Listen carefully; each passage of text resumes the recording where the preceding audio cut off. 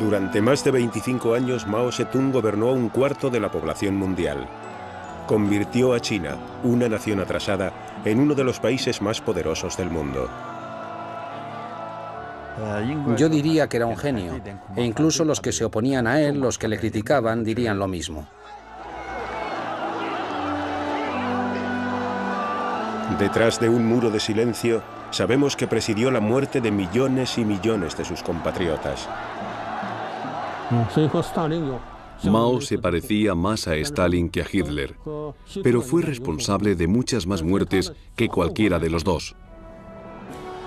Gobernó como si fuera un emperador, pero seguía siendo un hombre sencillo. Sabemos que no le gustaba lavarse, que se frotaba con toallas húmedas cada noche. Y sabemos que nunca se lavaba los dientes. Vivía como un campesino. Esta es la historia de un hombre que en vida fue considerado como un dios, pero que en el futuro sería juzgado como uno de los dictadores más sangrientos del siglo XX.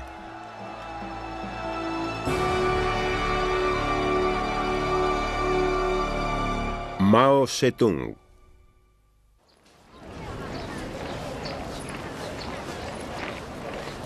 China, el último bastión importante del comunismo en el mundo. Durante más de 50 años, la historia del país ha estado dominada por la sombra de un hombre, Mao Zedong. Se revela como el padre fundador de la China moderna, el hombre que convirtió el marxismo en maoísmo y que dio al pueblo chino una nueva dignidad y respeto.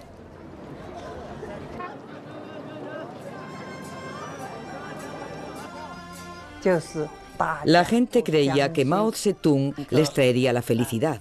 Hay una canción popular llamada El Este es Rojo, que dice: el Este es rojo, el sol es reciente, Mao Zedong ha aparecido en China.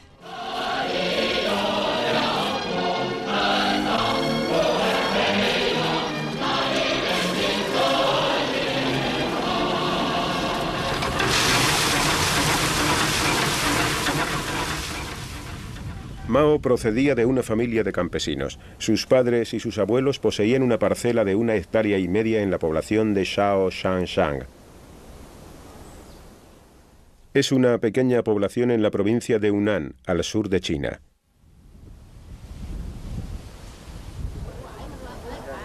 Fue aquí, en esta casa que ahora es un museo, donde nació Mao el 26 de diciembre de 1893.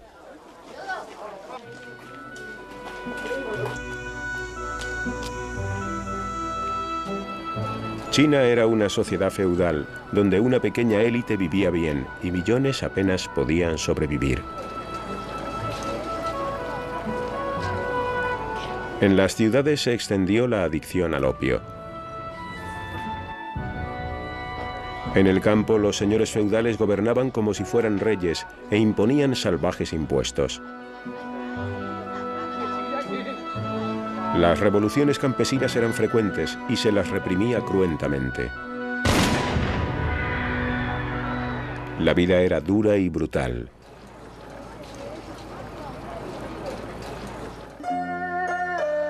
La familia de Mao era de mejor condición social que otras muchas. Su padre, Mao Zedong, era un hombre que se había hecho a sí mismo, de marcado temperamento, que creía en las virtudes del trabajo duro y a menudo pegaba a sus hijos. Mao y sus 2 hermanos pequeños eran más felices junto a su madre Wen Chi-mei, una budista analfabeta pero entregada que intentaba protegerles. Mao tenía una relación muy estrecha con su madre. Pasaba mucho tiempo discutiendo con su padre y en sus últimos años, cuando fue a visitar la tumba de sus padres, Mao dijo que su madre había sido mucho más importante para él de lo que fue su padre.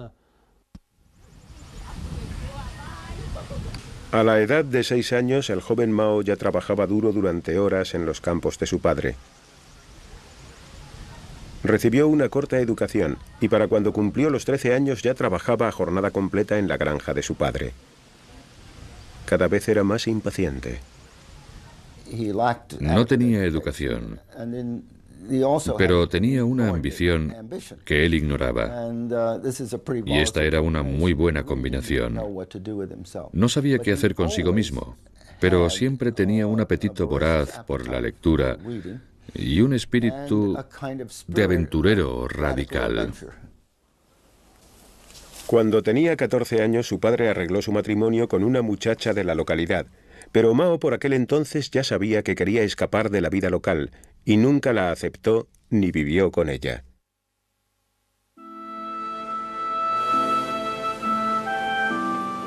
Tres años más tarde, cuando tenía 17, finalmente se fue de casa. Tomó un barco hacia la ciudad de Kansha, capital de la región, donde decidió asistir a una escuela.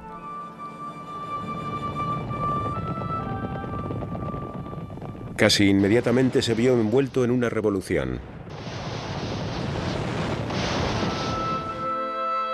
Durante años, China había estado gobernada por una monarquía corrupta e incompetente. El país se desmoronaba. La monarquía fue derrocada por el movimiento republicano moderno dirigido por Kuomintang, o el Partido Nacional. Mao se unió a la agitación, aunque en Changsha había una calma relativa. Se apuntó a la Universidad de Magisterio y como gesto de apoyo hacia la revolución se cortó la tradicional coleta china, gesto que hasta entonces había sido considerado como un delito capital. Había bandas armadas y bandidos. Era una época en que una juventud patriótica vagaba por toda China. Se unió al movimiento estudiantil. Soñaba con una nueva China. Creía en la importancia del bienestar físico. Sabemos esto porque uno de sus amigos de juventud escribió un libro sobre el tiempo que vivieron juntos y sobre cómo Mao le convenció a él y a algunos otros para recorrer el campo durante las vacaciones, cruzando ríos y atravesando montañas, porque pensaba que si la gente joven era la que iba a salvar a China, tenían que estar sanos y fuertes para lograrlo. En 1918 recibió el título de maestro. Tenía 24 años. En ese mismo año su adorada madre moría. Ahora ya no le quedaba ningún incentivo para volver a casa y se marchó a la capital, Beijing, para buscar trabajo. La ciudad estaba llena de gente joven intentando ganarse la vida. Mao tuvo dificultades para encontrar trabajo, pero al final encontró un puesto humilde en la universidad y se mudó a una habitación que compartía con otras 7 personas en la parte pobre de la ciudad.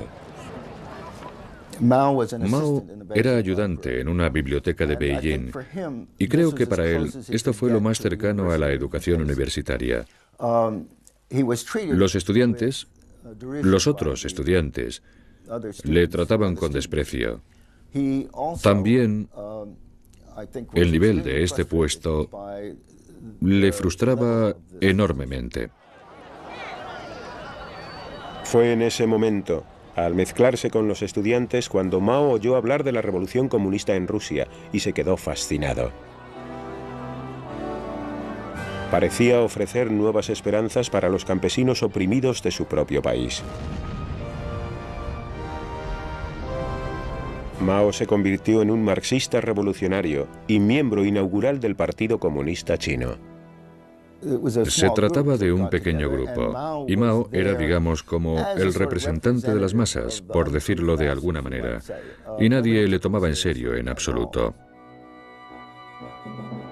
Mao volvió a la provincia de Hunan para predicar el comunismo entre los campesinos. Con él se llevó a su nueva esposa, la hija de un antiguo profesor suyo. Pero le quedaba poco tiempo para la vida familiar. China entonces estaba gobernada por un violento anticomunista llamado Chiang Kai-shek. En 1927 abatió a sus oponentes radicales. Miles de comunistas fueron brutalmente aniquilados. A muchos les dispararon y golpearon.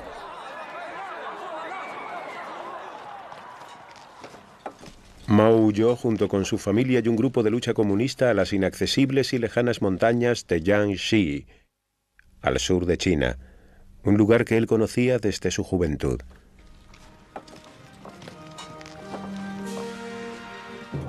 Tenía casi 40 años, era un hombre perseguido y había una recompensa por su cabeza de $250.000 de plata.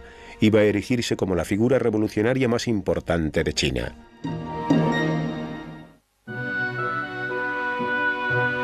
En las lejanas colinas de Jiangxi, los supervivientes del Partido Comunista se reagruparon. Mao y sus camaradas eran proscritos con un precio por sus cabezas.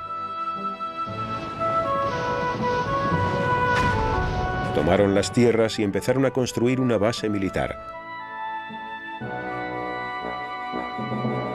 A finales de los años 20 ya habían conseguido una estable cantidad de seguidores. Mao estaba en su elemento, le encantaba el movimiento, el peligro y la emoción continuos. Pero sabía que el gobierno de Chiang Kai-shek no tardaría mucho en atacar. Mao y otros comunistas se dieron cuenta de que habían construido un ejército poco a poco y con mucha dificultad, porque los campesinos no querían ser guerreros, solo querían ocuparse de sus tierras, cuidar a sus familias. Y a Mao le resultó muy difícil formar un ejército, pero paulatinamente sí que lo logró en diversas bases militares, y esto suponía una amenaza. Mao estaba aprendiendo a ser un organizador hábil y despiadado, aunque lo ocultaba detrás de una fachada de carácter encantador. Mao rezumaba una especie de sencillez básica. Llevaba ropas humildes. Su ropa estaba llena de quemaduras de cigarrillos. Se rascaba en público. Hacía todo tipo de, cometía todo tipo de vulgaridades encantadoras. Y esto hacía que la gente se sintiera muy a gusto, e incluso a veces superior a él. El comunismo se había convertido en una amenaza que el gobierno no podía ignorar. Y en 1930, Chiang Kai-shek atacó. Los comunistas eran muy inferiores en número y en armas, y si confiaban en las tácticas militares convencionales, serían aniquilados. Fue entonces cuando Mao escribió su famoso Tratado Militar de Guerrillas. Nunca dejes que el enemigo tome la iniciativa. Retírate cuando avance. Ataca cuando descanse.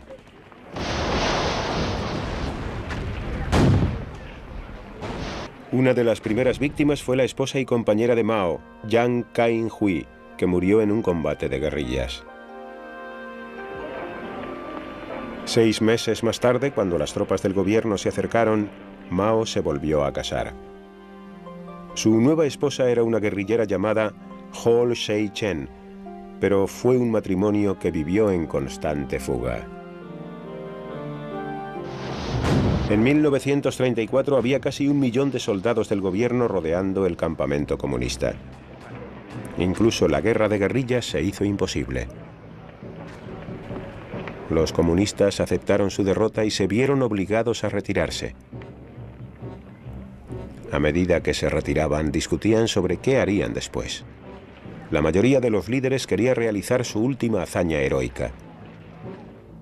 Mao, casi completamente solo, se opuso a ello, y después de semanas de retirada, afectado por las derrotas militares, se vio obligado a comparecer. Eligió justo el momento oportuno, cuando todo el mundo estaba harto. Habían recorrido cientos y cientos de kilómetros sin saber dónde iban, y él vio este momento como la oportunidad de llevar a cabo una confrontación y convertirse en el líder.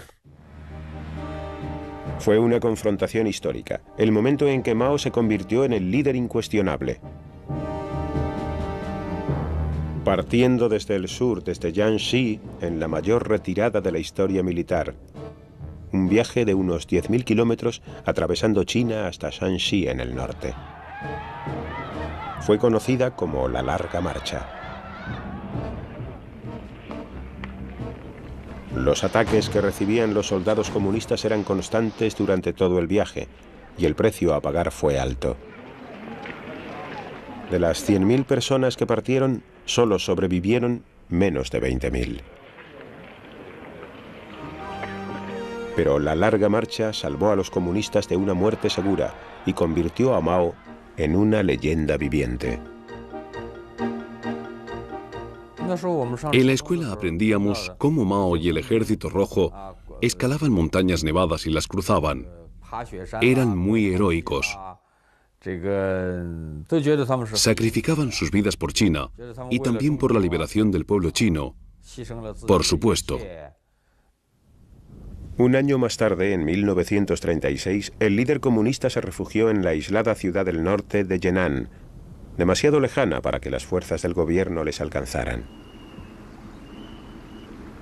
Entonces, igual que ahora, Yenan era una ciudad pobre dedicada al comercio y rodeada por escarpadas montañas, y olvidada por los sucesivos gobiernos. Mao y los demás líderes comunistas instalaron sus viviendas en las cuevas típicas de la región. A medida que el rumor de que había creado una nueva base se extendió, nuevos seguidores se añadían, atraídos por su fama de proscrito. Mao podía llegar a la gente tanto a nivel individual como a nivel colectivo. Era un gran comunicador. Pero también tenía una cierta habilidad para escoger el lugar donde contar su historia. En Yenan especialmente, lo hacía fuera de la ciudad, con las cuevas donde vivía la gente a sus espaldas. Y el estado primitivo de estas cuevas implicaba que había una necesidad de renovarlo todo. El sonido de los caballos, el ruido de los equipos militares, los gritos de los soldados en la distancia, hacían, especialmente para la gente joven que llegaba a Yenan, que todo resultara mágico.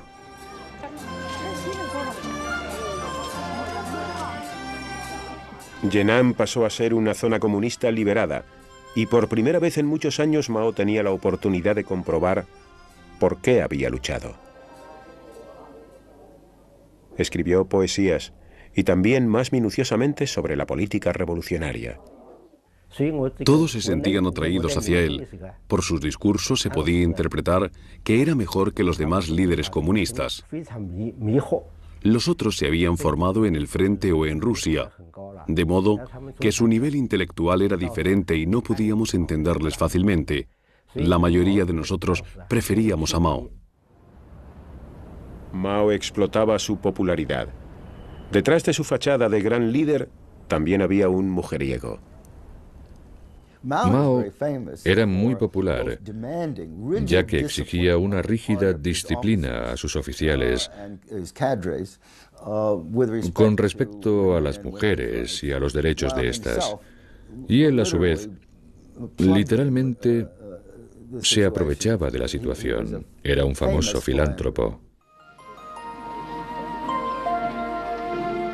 Cuando llegaron los nuevos refuerzos, Mao comenzó una relación con una actriz llamada Yan Qin. Abandonó a su mujer por ella. Y al año siguiente contraía matrimonio por cuarta vez. Permaneció junto a Yan Qin durante el resto de su vida, aunque tampoco le sería fiel. Solo más tarde quedaría claro que la crueldad de Mao era parte de su personalidad. En aquella época, ésta se le disculpaba por las presiones de la guerra. A finales de los años 30, las fuerzas de Chiang Kai-shek se habían trasladado desde el sur y estaban a punto de llevar a cabo un gran ataque.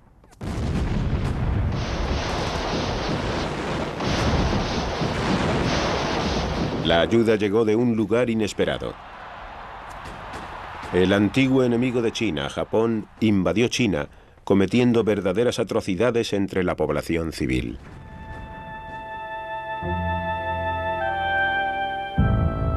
Mao vio la oportunidad de forzar la alianza con las fuerzas de Chiang Kai-shek para luchar contra el invasor extranjero. Ocurrió en el momento justo. La invasión japonesa hizo posible que Mao obtuviera mayores honores, así como el apoyo popular, con el fin de lograr que Chiang Kai-shek desistiera en sus ataques contra los comunistas y formar un ejército contra los nipones. 3 años más tarde, China y Japón entraban en la Segunda Guerra Mundial.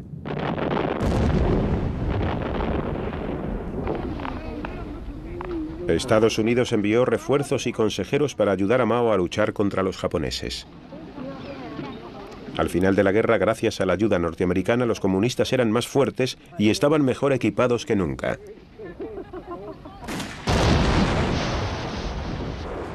En 1949, después de una serie de batallas contra las tropas del gobierno, las guerrillas de Mao invadieron el país y entraron en la capital, Beijing.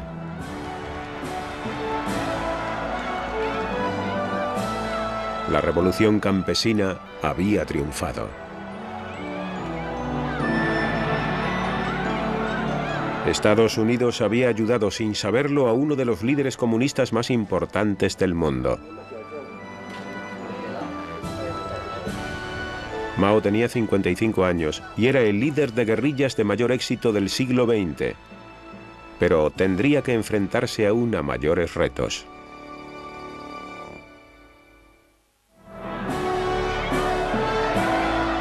El 1 de octubre de 1949, en la plaza de Tiananmen de Beijing, Mao Zedong proclamó el nacimiento de la República Popular China. Esto suponía el final de 30 años de guerra civil.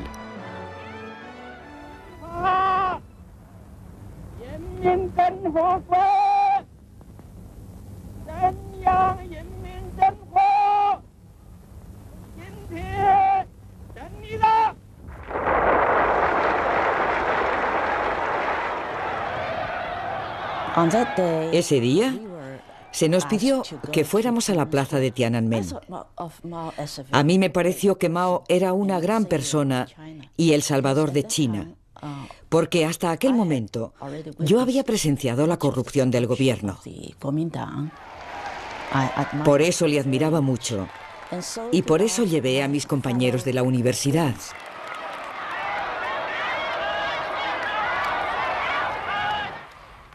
Fue muy emocionante oír a Mao decir: «Os declaro la República Popular China». Yo no había oído mucho sobre esto, pero en el fondo de mi corazón Mao se convirtió poco a poco en un dios. Ese otoño Mao viajó al norte, a Moscú.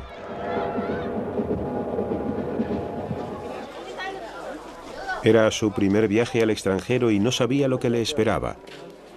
Pero estaba impaciente por introducir a China en el siglo XX y esperaba que su aliado más importante, la Unión Soviética, le ayudara.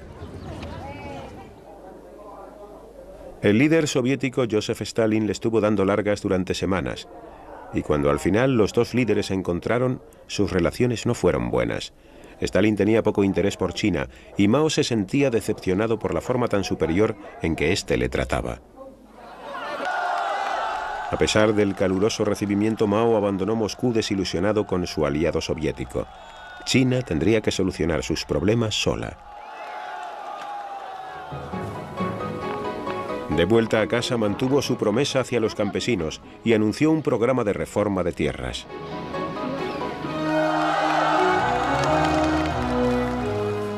Grandes parcelas pertenecientes a los feudos fueron divididas y entregadas a la gente que las trabajaba.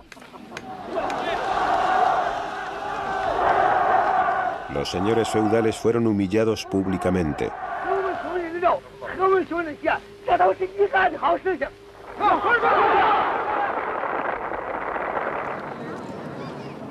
Pero en las ciudades el respaldo era menor hacia el comunismo, y mucha gente se resentía de la rígida posición del partido.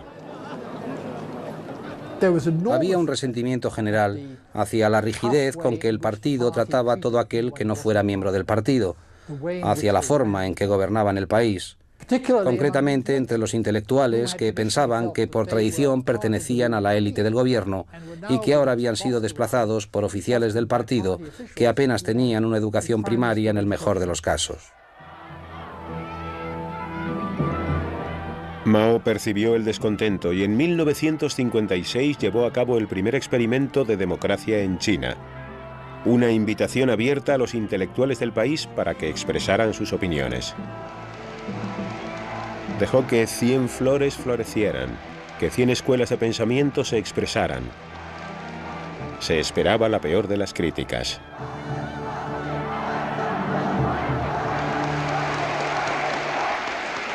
Mao lanzó la campaña Dejar florecer 100 flores con la creencia de que esto daría la oportunidad tanto a los intelectuales como a los estudiantes de expresar sus críticas y esto les dejaría felices y satisfechos. Y realmente pensaba, tampoco lo hemos hecho tan mal en los últimos 7 años, así que ¿por qué vamos a esperar unas críticas fuertes? Pero había malinterpretado el sentimiento general. Aparecieron grandes carteles que criticaban al Partido Comunista y a Mao le afectó mucho la severidad de los comentarios. Mao estaba muy nervioso. A medida que aparecían más y más carteles, cada vez estaba más intranquilo, y uno de mis amigos, que era su secretario, incluso me dijo que había enfermado debido a la preocupación. Fue la última vez que Mao consultó al pueblo chino. Al cabo de poco tiempo abatiría cruelmente a aquellos que se atrevieron a manifestarse.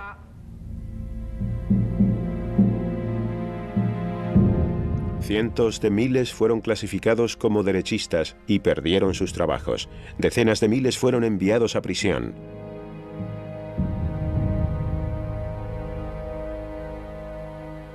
Uno de ellos era el periodista Liu Binyan, que sugirió que el Partido Comunista debería ser más responsable. Le costó creer lo que le estaba pasando. Me declaré culpable porque no podía pensar que Mao se equivocaba, y pensé que era yo el que me equivocaba. Durante 2 meses mi periódico escribió artículos denunciándome. Pensé que estaba acabado, y fui enviado a trabajar al campo.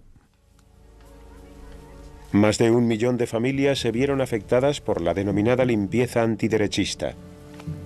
La mujer de Liu Binyan no vio a su marido durante años. Cuando Liu Binyan fue tachado de derechista, me afectó mucho y me quedé dividida, digamos, en 2 personas. Pensaba que Mao no podía equivocarse. Luego, era yo la que me estaba equivocando. Así que intenté resignarme a la idea de que Liu Binyan era de derechas. Para mucha gente este fue el momento en que Mao perdió el contacto con la realidad y pasó de ser un líder comunista a ser un dictador paranoico y asesino. Era ridículo. Estos escritores no eran de derechas en absoluto. Un amigo mío que estaba en una reunión y no dijo nada, pero que se tocó la cabeza, por eso era de derechas. ¿Por qué? Le dijeron que al tocarse la cabeza lo que estaba indicando era que si hablaba le iban a cortar la cabeza, así que por eso ya era de derechas.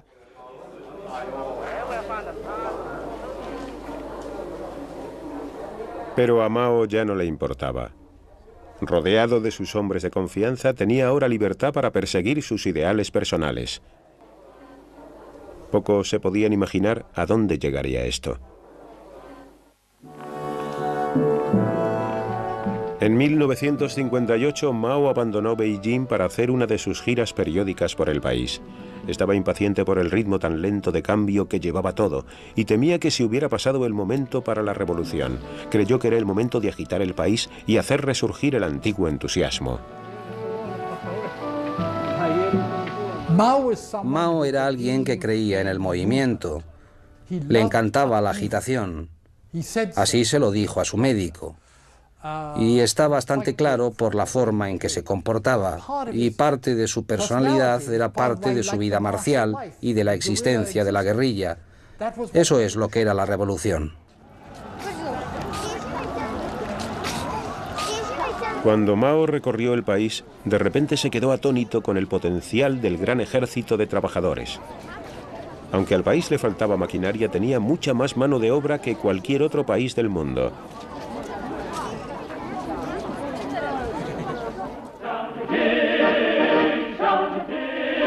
Ese verano habló de pasar a la acción y lo llamó el gran salto adelante, una movilización masiva de millones de chinos.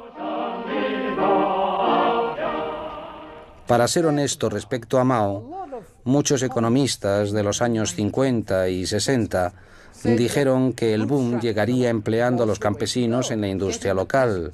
Esa era la forma de lograrlo.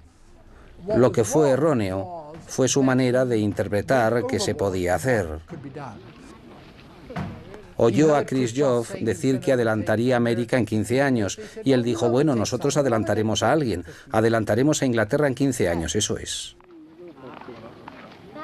Los efectos se dejaron sentir casi inmediatamente. En el campo se produjo una enorme reorganización de las granjas. En menos de 12 meses, 900 millones de campesinos, que igualaban en número a la población de los Estados Unidos, se emplearon a fondo en las granjas colectivas.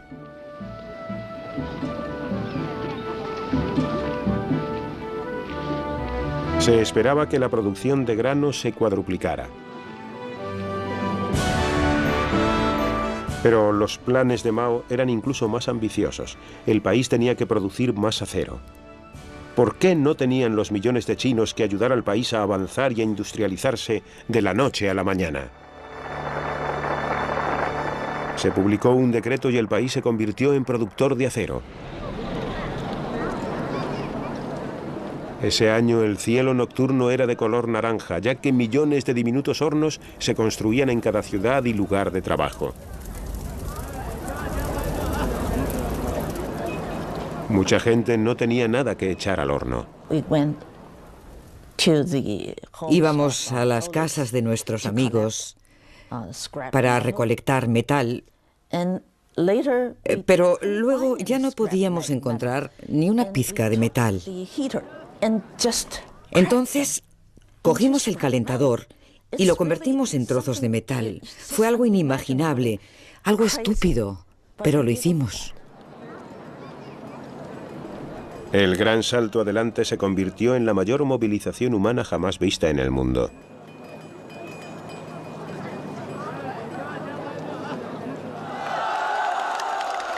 Los informes reflejaron un enorme crecimiento de la producción.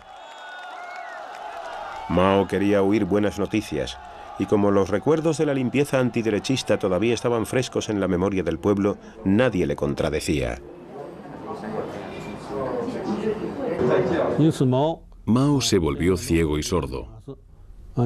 Estaba aislado y enfermo, como un emperador en su palacio.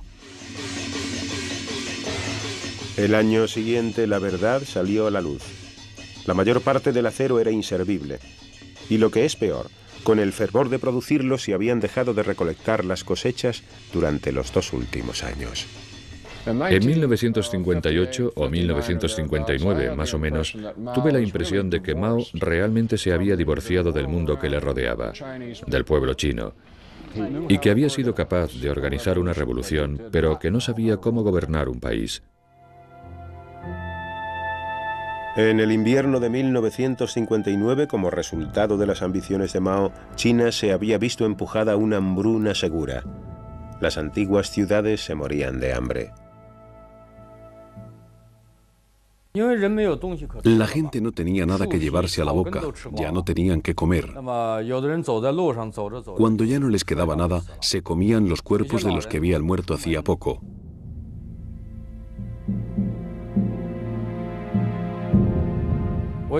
Voy a contarles una historia real. Un marido le dijo a su mujer, si todos nosotros intentamos sobrevivir, ninguno lo conseguirá. Voy a darte mi comida, y cuando yo muera quiero que te comas mi cuerpo y que críes a nuestro hijo.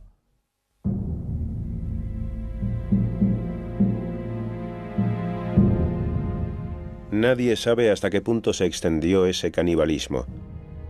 Pero recientes informes sugieren que entre 1959 y 1961 murieron de hambre 40 millones de personas.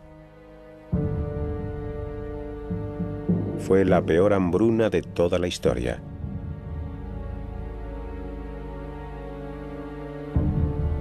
Pero se le ocultaba a la nación el nivel del desastre. Solo los líderes comunistas conocían la realidad. Mao fue dejado de lado y su oponente Yu Shaoxi, un político pragmático, se hizo cargo del país. Por primera vez en 25 años, Mao se vio obligado a ocupar un puesto secundario. Pasaría los próximos años planeando su vuelta al poder.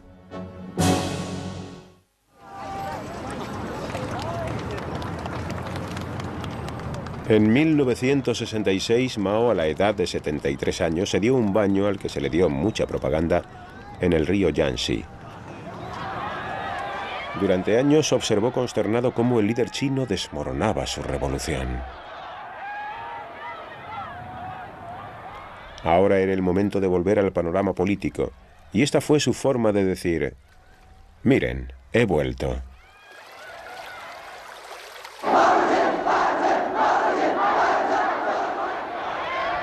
Más tarde ese mismo año invitó a cientos de miles de colegiales y estudiantes a una serie de enormes reuniones en Beijing.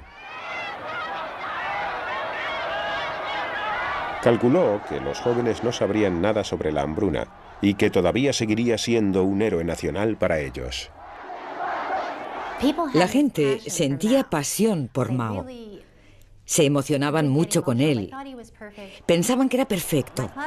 Acudían a estas reuniones, permanecían de pie, esperando durante horas a que Mao apareciera y le saludaban mientras él desfilaba.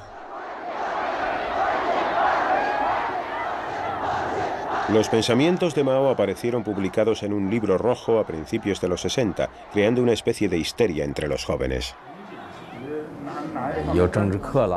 Había publicaciones todos los días en los periódicos promocionando a Mao y al Partido Comunista. Decían que era el salvador del pueblo chino. Su imagen estaba presente en todas nuestras vidas, por todos los sitios.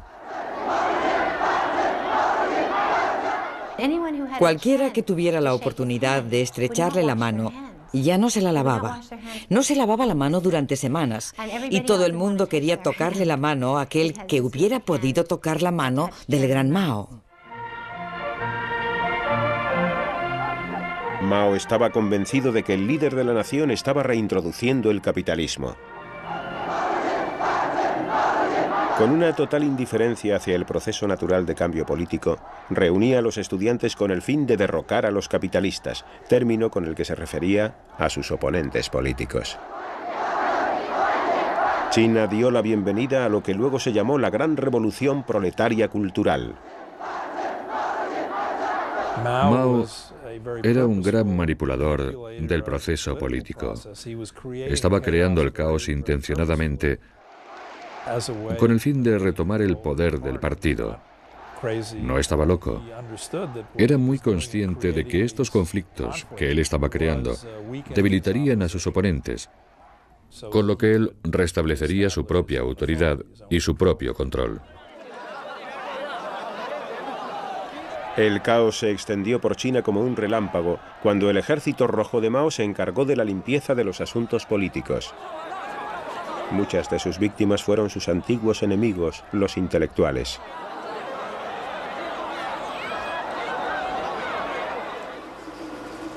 Chen Yixi se atrevió a escribir una carta a Mao exigiéndole una mayor democracia. Me detuvieron y denunciaron cientos de veces. Me golpearon 3 veces brutalmente. Me quedé tan agotado que hubiera podido morir fácilmente, pero de hecho quería vivir. 4 miembros de mi familia fueron asesinados porque se me acusaba de contrarrevolucionario.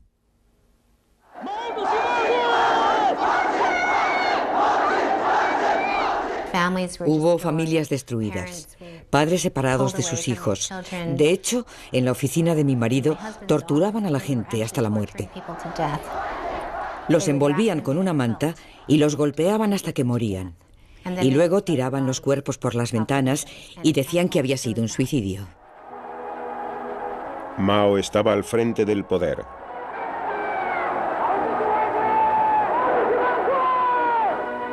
En una reunión del Partido Comunista en 1969 recibió una bienvenida histérica por parte de sus seguidores.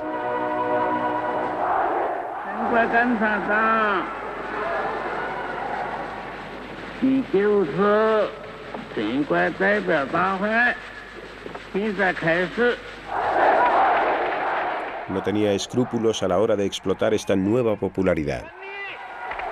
A medida que el arma roja se extendió por el país, se entregó abiertamente a su antigua afición por las mujeres jóvenes. Tenías que pensar en Mao como si fuera un cantante de rock. Era como si al tocarle ya no volvieras a ser la misma nunca más. Las mujeres jóvenes querían estar con él, servirle de la forma que fuera. Todas mis compañeras de clase querían entretenerle y por eso iban en secreto, sin que lo supiéramos, al centro de la comedia y le divertían. Así que para él no suponía ningún problema encontrar a chicas que se acostaran con él. A finales de los 60, más de 1 millón de personas habían sido asesinadas o encarceladas por el Ejército Rojo. Los oponentes de Mao habían sido derrocados del poder.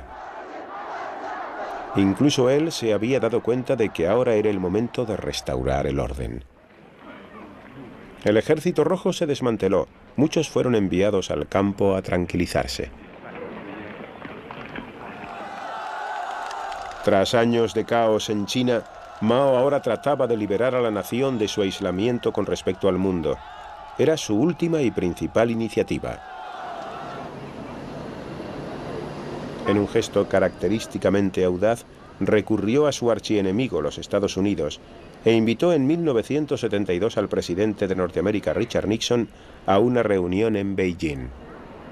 Primera ocasión de diálogo entre los dos países durante más de 3 décadas. A Mao le gustaba la compañía de Nixon, aunque la delegación norteamericana tenía dificultades para encontrar sentido a lo que decía. Ocasionalmente Mao hacía algún comentario del que no se podía entender o parte o la totalidad de este. Era demasiado complejo y no conocíamos el contexto en el que hablaba para poder entender lo que quería decir. Pero los chinos también estaban en la misma situación. No pisaban suelo firme. Sentían pánico de malinterpretar a Mao, de entender algo que no estuviera diciendo. Era el principio del resurgimiento chino en el mundo, pero el estado de salud de Mao se estaba deteriorando y no viviría para ver los beneficios de su diplomacia.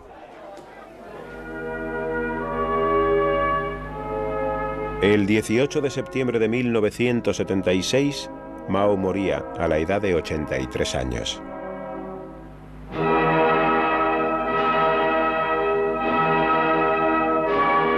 China estaba desolada. Y todavía hoy el pueblo chino se está adaptando a su herencia. Sus malos juicios acarrearon la muerte de decenas de miles de personas. Si le miramos desde este punto de vista, fue uno de los mayores criminales de la historia, aunque también fue un gran precursor del bien.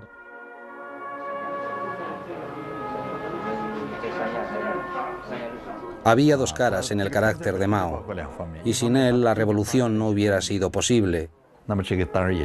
Pero también era horrible y cruel. Era al mismo tiempo un monstruo y un genio.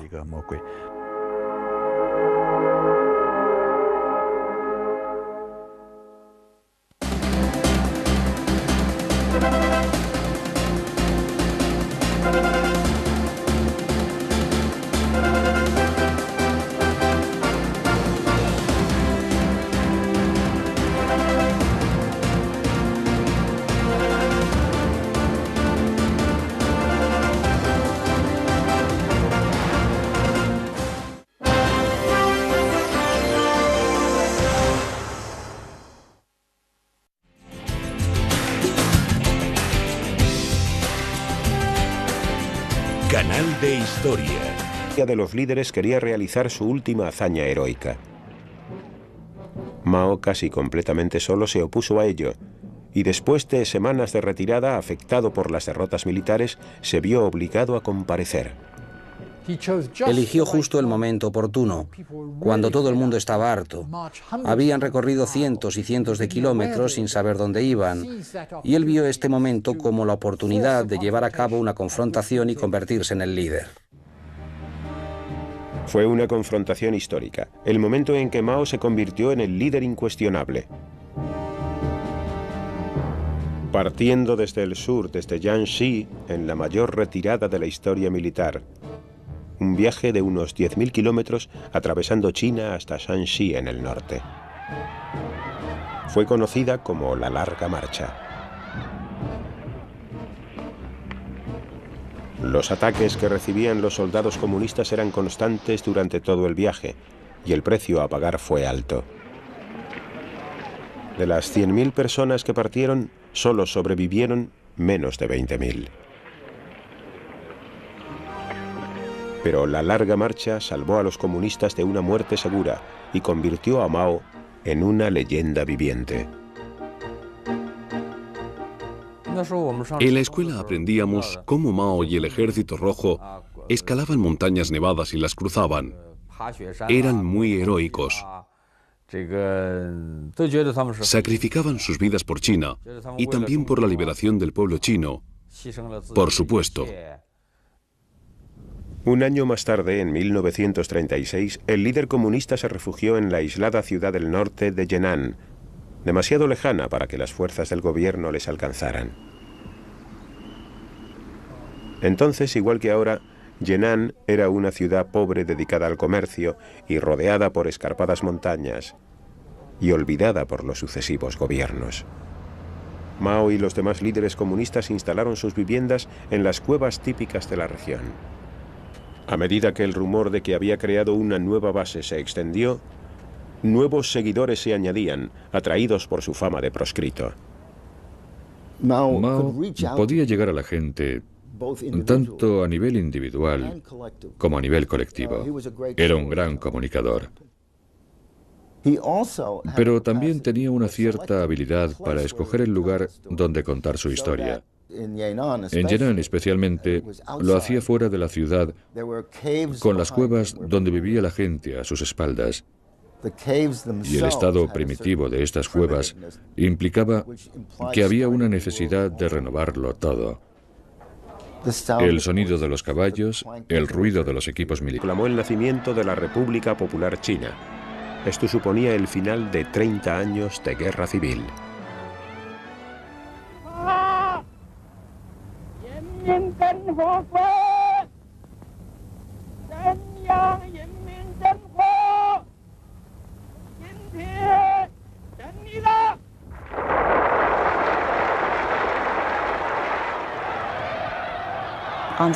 Ese día se nos pidió que fuéramos a la plaza de Tiananmen. A mí me pareció que Mao era una gran persona y el salvador de China, porque hasta aquel momento yo había presenciado la corrupción del gobierno. Por eso le admiraba mucho y por eso llevé a mis compañeros de la universidad.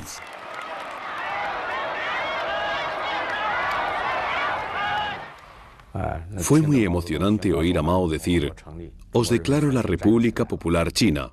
Yo no había oído mucho sobre esto, pero en el fondo de mi corazón Mao se convirtió poco a poco en un dios. Ese otoño Mao viajó al norte, a Moscú.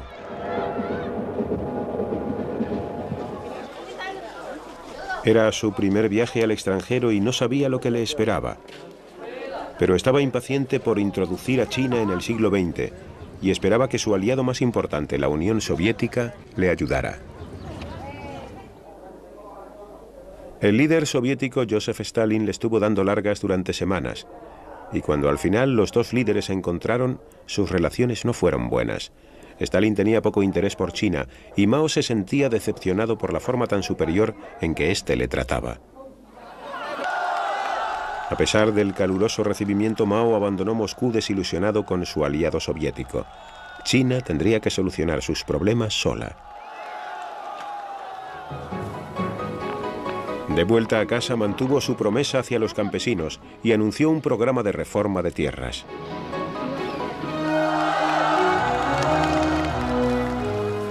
Grandes parcelas pertenecientes a los feudos fueron divididas y entregadas a la gente que las trabajaba. Los señores feudales fueron humillados públicamente.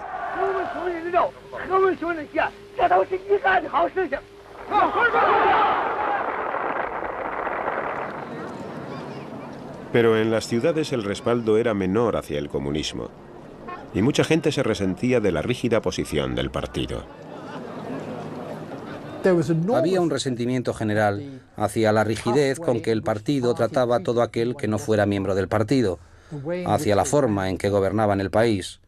Concretamente, entre los intelectuales. Estos informes sugieren que entre 1959 y 1961 murieron de hambre 40 millones de personas.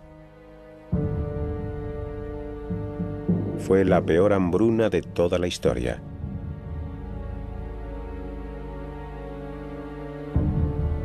Pero se le ocultaba a la nación el nivel del desastre. Solo los líderes comunistas conocían la realidad. Mao fue dejado de lado y su oponente Yu Shaoxi, un político pragmático, se hizo cargo del país. Por primera vez en 25 años, Mao se vio obligado a ocupar un puesto secundario. Pasaría los próximos años planeando su vuelta al poder.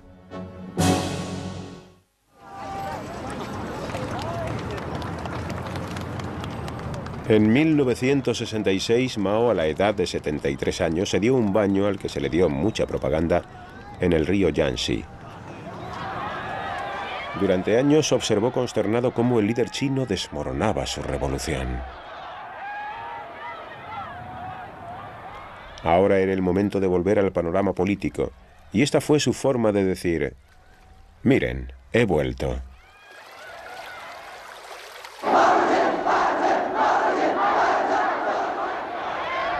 Más tarde ese mismo año invitó a cientos de miles de colegiales y estudiantes a una serie de enormes reuniones en Beijing.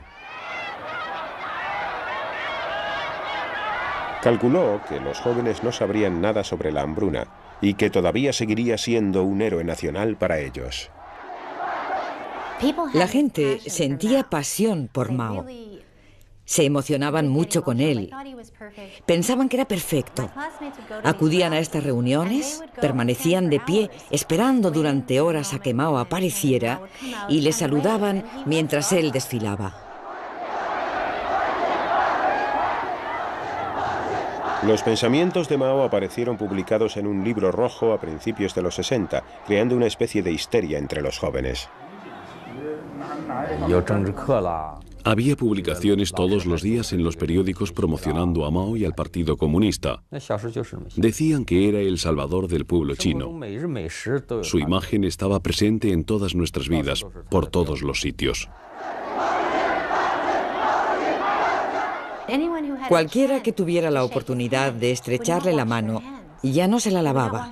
No se lavaba la mano durante semanas, y todo el mundo quería tocarle la mano a aquel que hubiera podido tocar la mano del gran Mao. Mao estaba convencido de que el líder de la nación estaba reintroduciendo el capitalismo. Estaba creando el caos intencionadamente con el fin de retomar el poder del partido. No estaba loco. Era muy consciente de que estos conflictos que él estaba creando debilitarían a sus oponentes, con lo que él restablecería su propia autoridad y su propio control. El caos se extendió por China como un relámpago cuando el ejército rojo de Mao se encargó de la limpieza de los asuntos políticos. Muchas de sus víctimas fueron sus antiguos enemigos, los intelectuales.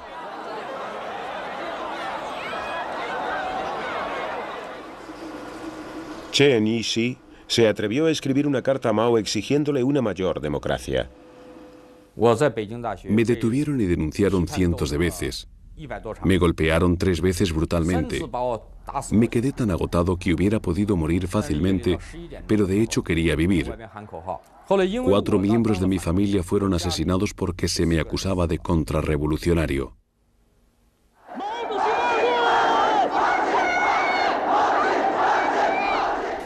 Hubo familias destruidas, padres separados de sus hijos. De hecho, en la oficina de mi marido torturaban a la gente hasta la muerte. Los envolvían con una manta y los golpeaban hasta que morían. Y luego tiraban los cuerpos por las ventanas y decían que había sido un suicidio. Mao estaba al frente del poder.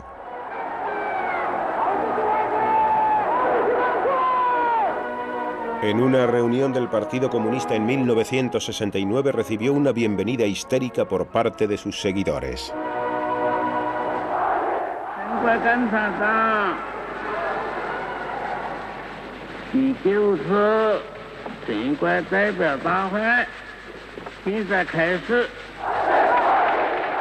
No tenía escrúpulos a la hora de explotar esta nueva popularidad. A medida que el arma roja se extendió por el país, se entregó abiertamente a su antigua afición por las mujeres jóvenes. Tenías que pensar en Mao como si fuera un cantante de rock. Era como si al tocarle ya no volvieras a ser la misma nunca más. Las mujeres jóvenes querían estar con él, servirle de la forma que fuera. Todas mis compañeras de clase querían entretenerle y por eso iban en secreto, sin que lo supiéramos, al centro de la comedia y le divertían. Así que para él no suponía ningún problema encontrar a chicas que se acostaran con él. A finales de los 60, más de 1 millón de personas habían sido asesinadas o encarceladas por el Ejército Rojo. En 1918 recibió el título de maestro. Tenía 24 años. En ese mismo año su adorada madre moría. Ahora ya no le quedaba ningún incentivo para volver a casa y se marchó a la capital, Beijing, para buscar trabajo. La ciudad estaba llena de gente joven intentando ganarse la vida. Mao tuvo dificultades para encontrar trabajo, pero al final encontró un puesto humilde en la universidad y se mudó a una habitación que compartía con otras 7 personas en la parte pobre de la ciudad. Mao era ayudante en una biblioteca de Beijing y creo que para él esto fue lo más cercano a la educación universitaria. Los estudiantes, los otros estudiantes, le trataban con desprecio. También el nivel de este puesto le frustraba enormemente. Fue en ese momento, al mezclarse con los estudiantes, cuando Mao oyó hablar de la revolución comunista en Rusia y se quedó fascinado. Parecía ofrecer nuevas esperanzas para los campesinos oprimidos de su propio país. Mao se convirtió en un marxista revolucionario y miembro inaugural del Partido Comunista Chino. Se trataba de un pequeño grupo, y Mao era, digamos, como el representante de las masas, por decirlo de alguna manera, y nadie le tomaba en serio en absoluto. Mao volvió a la provincia de Hunan para predicar el comunismo entre los campesinos. Con él se llevó a su nueva esposa, la hija de un antiguo profesor suyo. Pero le quedaba poco tiempo para la vida familiar. China entonces estaba gobernada por un violento anticomunista llamado Chiang Kai-shek. En 1927 abatió a sus oponentes radicales. Miles de comunistas fueron brutalmente aniquilados. A muchos les dispararon y golpearon.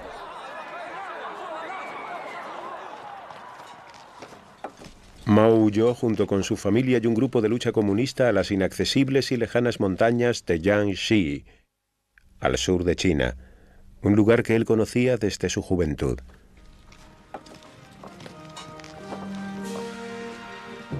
Tenía casi 40 años, era un hombre perseguido y había una recompensa por su cabeza de $250.000 de plata. Iba a erigirse como la figura revolucionaria más inminente. Con él se llevó a su nueva esposa, la hija de un antiguo profesor suyo. Pero le quedaba poco tiempo para la vida familiar. China entonces estaba gobernada por un violento anticomunista llamado Chiang Kai-shek. En 1927 abatió a sus oponentes radicales. Miles de comunistas fueron brutalmente aniquilados. A muchos les dispararon y golpearon.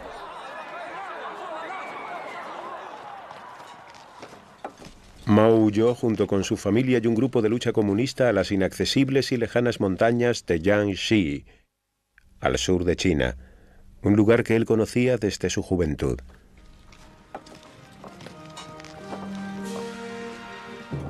Tenía casi 40 años, era un hombre perseguido y había una recompensa por su cabeza de $250.000 de plata. Iba a erigirse como la figura revolucionaria más importante de China.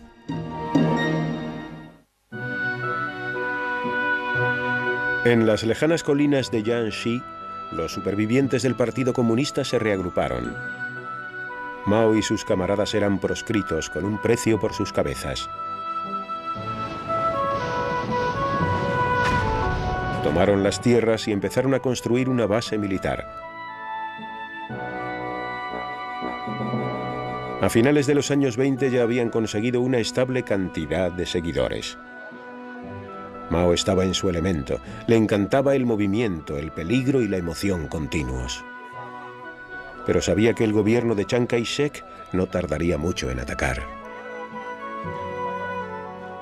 Mao y otros comunistas se dieron cuenta de que habían construido un ejército poco a poco y con mucha dificultad, porque los campesinos no querían ser guerreros, solo querían ocuparse de sus tierras, cuidar a sus familias.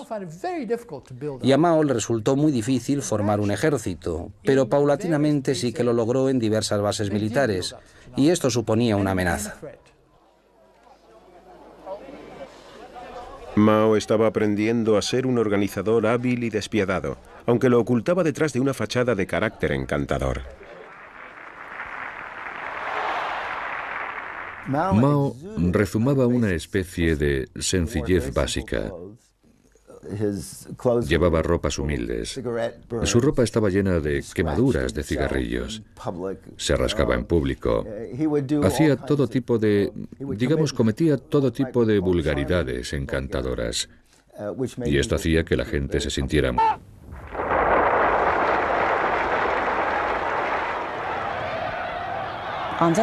Ese día se nos pidió que fuéramos a la plaza de Tiananmen. A mí me pareció que Mao era una gran persona y el salvador de China, porque hasta aquel momento yo había presenciado la corrupción del gobierno. Por eso le admiraba mucho y por eso llevé a mis compañeros de la universidad.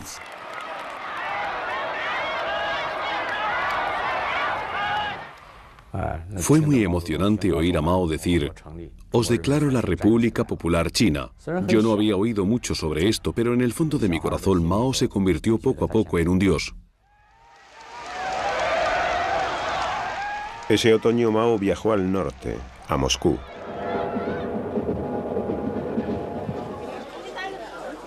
Era su primer viaje al extranjero y no sabía lo que le esperaba. Pero estaba impaciente por introducir a China en el siglo XX y esperaba que su aliado más importante, la Unión Soviética, le ayudara.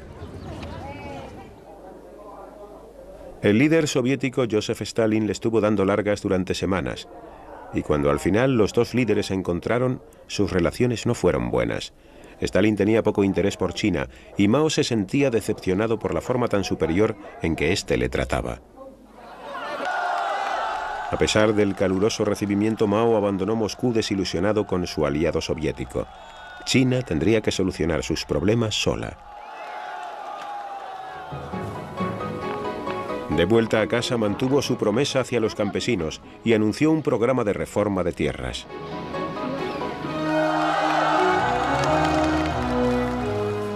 Grandes parcelas pertenecientes a los feudos fueron divididas y entregadas a la gente que las trabajaba.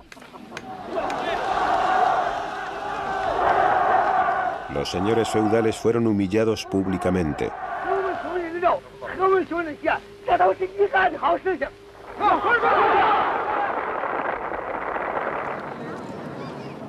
Pero en las ciudades el respaldo era menor hacia el comunismo, y mucha gente se resentía de la rígida posición del partido.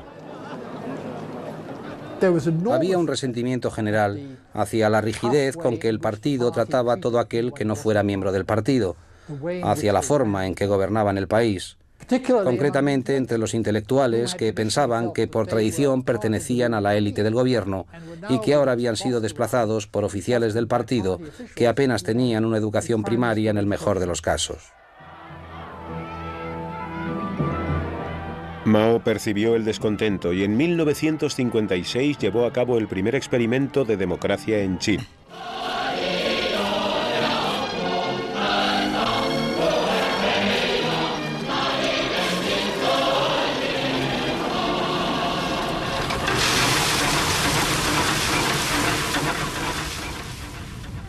Mao procedía de una familia de campesinos. Sus padres y sus abuelos poseían una parcela de 1,5 hectáreas en la población de Shaoxanshang. Es una pequeña población en la provincia de Hunan, al sur de China.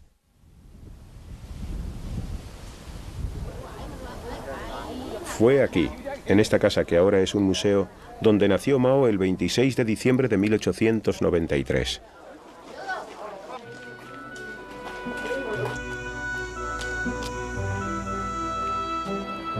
China era una sociedad feudal, donde una pequeña élite vivía bien y millones apenas podían sobrevivir. En las ciudades se extendió la adicción al opio. En el campo, los señores feudales gobernaban como si fueran reyes e imponían salvajes impuestos. Las revoluciones campesinas eran frecuentes y se las reprimía cruentamente. La vida era dura y brutal.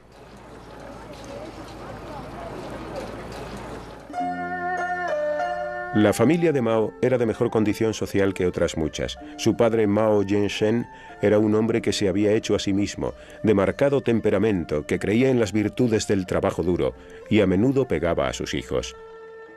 Mao y sus 2 hermanos pequeños eran más felices junto a su madre Wen Chi-mei, una budista analfabeta pero entregada que intentaba protegerles. Mao tenía una relación muy estrecha con su madre. Pasaba mucho tiempo discutiendo con su padre y en sus últimos años, cuando fue a visitar la tumba de sus padres, Mao dijo que su madre había sido mucho más importante para él de lo que fue su padre. A la edad de 6 años, el joven Mao ya trabajaba duro durante horas en los campos de su padre. Recibió una corta educación y para cuando cumplió los 13 años ya trabajaba a jornada completa en la granja de su padre. Cada vez era más impaciente. No tenía educación, pero tenía una ambición que él ignoraba. Y esta era una muy buena combinación. No sabía qué hacer consigo mismo, pero siempre tenía un apetito voraz por la lectura y un espíritu de aventurero radical. Cuando tenía 14 años, su padre arregló su matrimonio con una muchacha, pero la larga marcha salvó a los comunistas de una muerte segura y convirtió a Mao en una leyenda viviente. En la escuela aprendíamos cómo Mao y el Ejército Rojo escalaban montañas nevadas y las cruzaban. Eran muy heroicos. Sacrificaban sus vidas por China y también por la liberación del pueblo chino, por supuesto. Un año más tarde, en 1936, el líder comunista se refugió en la aislada ciudad del norte de Yenan, demasiado lejana para que las fuerzas del gobierno les alcanzaran. Entonces, igual que ahora, Yenan era una ciudad pobre dedicada al comercio y rodeada por escarpadas montañas y olvidada por los sucesivos gobiernos. Mao y los demás líderes comunistas instalaron sus viviendas en las cuevas típicas de la región. A medida que el rumor de que había creado una nueva base se extendió, nuevos seguidores se añadían, atraídos por su fama de proscrito. Mao podía llegar a la gente tanto a nivel individual como a nivel colectivo. Era un gran comunicador. Pero también tenía una cierta habilidad para escoger el lugar donde contar su historia. En Yenan especialmente, lo hacía fuera de la ciudad, con las cuevas donde vivía la gente a sus espaldas. Y el estado primitivo de estas cuevas implicaba que había una necesidad de renovarlo todo. El sonido de los caballos, el ruido de los equipos militares, los gritos de los soldados en la distancia, hacían, especialmente para la gente joven que llegaba a Yenan, que todo resultara mágico.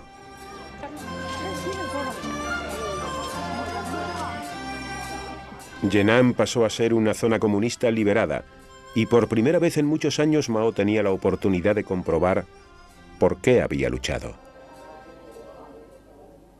Escribió poesías y también más minuciosamente sobre la política revolucionaria. Todos se sentían atraídos hacia él. Por sus discursos se podía interpretar que era mejor que los demás líderes comunistas.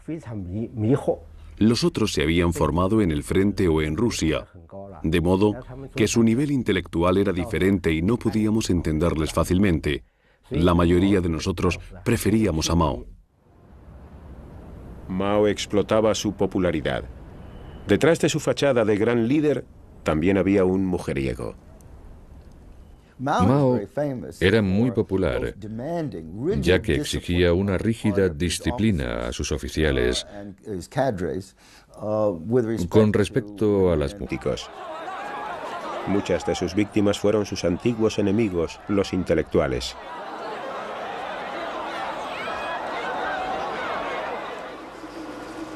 Chen Yixi se atrevió a escribir una carta a Mao exigiéndole una mayor democracia. Me detuvieron y denunciaron cientos de veces. Me golpearon 3 veces brutalmente. Me quedé tan agotado que hubiera podido morir fácilmente, pero de hecho quería vivir. 4 miembros de mi familia fueron asesinados porque se me acusaba de contrarrevolucionario.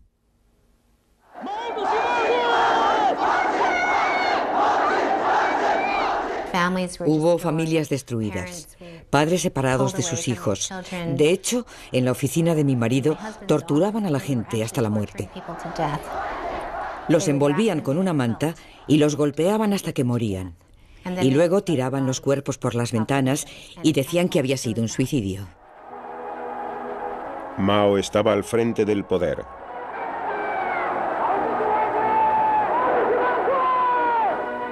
En una reunión del Partido Comunista en 1969 recibió una bienvenida histérica por parte de sus seguidores.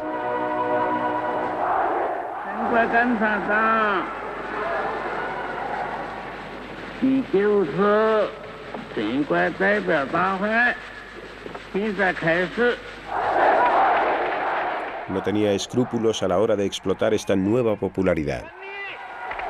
A medida que el arma roja se extendió por el país, se entregó abiertamente a su antigua afición por las mujeres jóvenes. Tenías que pensar en Mao como si fuera un cantante de rock. Era como si al tocarle ya no volvieras a ser la misma nunca más. Las mujeres jóvenes querían estar con él, servirle de la forma que fuera. Todas mis compañeras de clase querían entretenerle y por eso iban en secreto, sin que lo supiéramos, al centro de la comedia y le divertían. Así que para él no suponía ningún problema encontrar a chicas que se acostaran con él. A finales de los 60, más de 1 millón de personas habían sido asesinadas o encarceladas por el Ejército Rojo. Los oponentes de Mao habían sido derrocados del poder. Incluso él se había dado cuenta de que ahora era el momento de restaurar el orden. El Ejército Rojo se desmanteló. Muchos fueron enviados al campo a tranquilizarse. Tras años de caos en China, Mao ahora trataba de liberar a la nación de su aislamiento con respecto al mundo. Era su última y principal iniciativa.